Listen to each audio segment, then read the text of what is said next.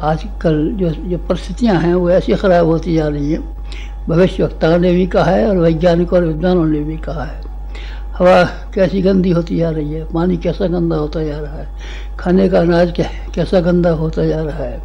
ये वायु प्रदूषण से लेकर के विकिरण तक एटॉमिक हथियार तैयार हो रहे हैं। चलेंगे कि नहीं चलेंगे भगवान जाने, लेकिन जब तक चलेंगे तब तक वैसा कर देंगे कि आदमी को किसी काम का नहीं रहने देंगे एटॉमिक हथियार। और लोगों की नीयतें ऐसी ख़राब हो गई हैं कि नीयतों की ख़राब हो जाने की वजह से ये वायुमंडल सारे का सारा आसमान ऐसा गंदा हो गया है कि उसमें से जो भी नया बच्चा पैदा होता है सब बुराइयां लेकर के आता है। इस सब हवा में सांस जो आदमी ले रहा है, अच्छा खासा आदमी सांस ले तो सांस भी ऐसी हो जाएगी कि उसकी नीयत बुरी होने लगेगी, तो बुराई की मार्ग पर चलेगा। इससे हमको बुराई लड़ना है हमको पहलवान के तरीके से। रामचंद्र जी थे, अकेले ही थे, लड़ने के लिए गए थे बेचारे। किससे गए थे? रावण के जिसके ढेरों के ढेरों आदमी थे और जिसकी बड़ी ताकत थी, बड़े हथियार थे, उससे लड़ने गए थे। हमको भी लड़ने के लिए इन सब मुसीबतों से जाना है, नहीं तो फिर इंसानियत जिंदा नहीं रहेगी। इंसानियत जिंदा नहीं रहेगी। बिगाड़ना है और बनाना है, दोनों कामों के लिए हमारे ऊपर बहुत अधिक दबाव आ गया है। इसलिए आप लोगों से क्षमा मांगनी पड़ी और बड़ा छाती पर पत्थर रखना पड़ा कि आप लोगों से बातचीत न भी हम कर सकें तो अभी हम आपके साथ तो रहेंगे, पर अलग रहना पड़ेगा। हमारे जो कदम हैं इनको आप एक कदम भागीरथ जैसा जो गंगा जी लाने को है, और एक कदम इस तरह का जैसा कि दधीच ने वृत्तासुर के मारने के लिए उठाया था और अपनी हड्डियों का दान दिया था। आप हमारे कदमों को इससे मिलान कीजिए। आप ये मत कीजिए कि हम भगोड़े हैं और भाग गए और काम नहीं करना चाहते हैं और एकांत में बैठेंगे और हम दिन ऐसे कुटाएंगे। हमारे तो दिन पहले की अपेक्षा जब आप लोगों से मिलते जुलते हैं उससे ज़्यादा मुसीबत से बीत रहे हैं। आप ये मत सोचिए कि हम यहाँ आराम कर रहे हैं और हम कुछ काम नहीं करते और बैठे रहते हैं और सोया करते हैं और लेटते रहते हैं। नहीं, आप ये मत सोचिए। हम कहीं भी बची हुई ज़िंदगी में जहाँ कहीं रहेंगे, पिछले दिनों 60 साल में जो काम किया है उससे कम नहीं बल्कि ज़्यादा ही काम करेंगे। कहीं भी काम का रहना कहाँ रहना पड़ेगा, कहीं भी रहना पड़ सकता है, शांति कुंज में भी रहना पड़ सकता है। अकेले का रहना बेकार होता है? नहीं, आप ये मत सोचिए बेकार होता है। आपने पांडिचेरी वाली अरविंद घोष का नाम सुना है?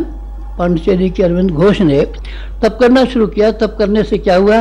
तप करने से सारे वातावरण को, सारी हवा को उसने इतना गर्म कर दिया कि उसमें से साइक्लोन ढेरों के ढेरों, चक्रवात ढेरों के ढेरों पैदा हुए और तमाम जगह जहाँ का ये उखाड़ के पछाड़ के काम करते हुए। आपने गर्मी में साइक्लोन देखे हैं ना?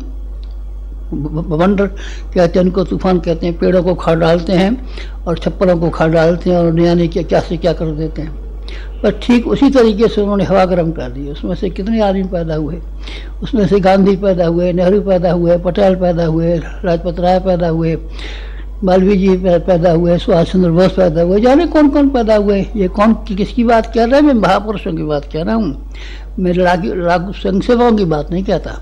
स्वयंसेवक तो हिंदुस्तान में भी लाखों की तादाद में हुए हैं और जहाँ कहीं भी आज़ादी की लड़ाइयाँ लड़ी गई हैं उस तमाम जगह सारे विश्व में ढेरों के ढेरों स्वयंसेवक हुए हैं। पर ये स्वयंसेवकों के नाम नहीं गिनाए मैंने आपको, ये मैंने महापुरुषों के नाम गिनाए हैं।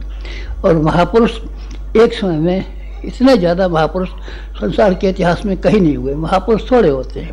सिपाही तो होते हैं, हर जगह सेना होती है, फौज में होते हैं, बंदूक चलाना जानते हैं, कोई तोप तलवार चलाना जानते हैं, लेकिन लोगों के दिल और दिमागों को उलट पुलट डाले ऐसे महापुरुष दुनिया में पैदा नहीं होते हैं। लेकिन उन्होंने ये तप किया, तप करने से ये इस तरीके से महापुरुष हिंदुस्तान में पैदा होना शुरू हो गए। हमारे ऋषियों का भी ऐसे ही था। वो भी गुफाओं में रहते थे, बड़े बड़े काम करते थे, बड़े शानदार काम करते थे, और वो गुफाओं में रहते थे। क्यों साहब? गुफाओं में क्या था? गुफाओं में मिठाइयाँ थी, वहाँ में सिनेमा होता था। गुफाओं में क्या होता था? सिनेमा में क्या होता था? गुफाओं कुछ नहीं होता था। अकेले बैठे रहते थे।